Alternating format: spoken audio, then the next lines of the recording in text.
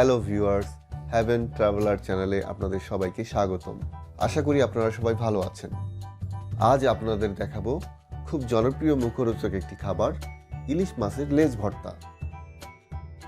এটা মাওয়া ঘাটের একটা হোটেল তাজমহল। এখানে কিভাবে ইলিশ মাছের লেজ ভর্তা করে সেটা দেখাবো।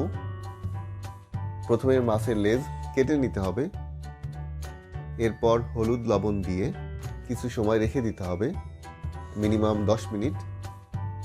এরপর ভালোভাবে ভেজে নিতে হবে।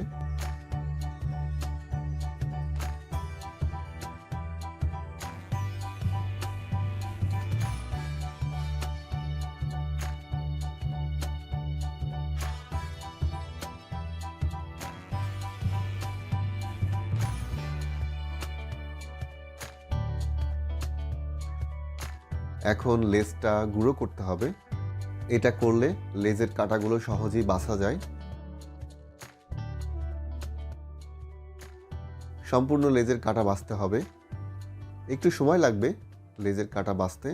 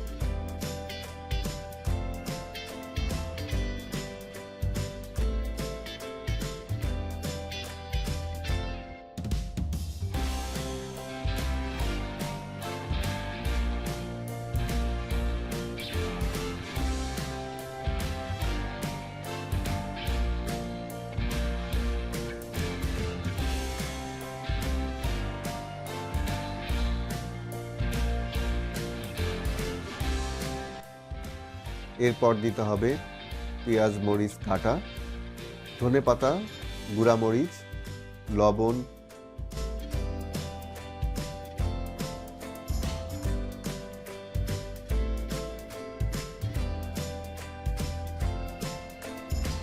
এর সাথে দেওয়া হচ্ছে আচারের তেল, সবশেষে সরিষার তেল।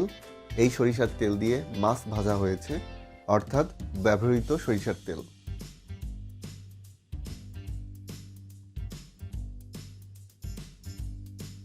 এখন ভালোভাবে মাখাতে হবে।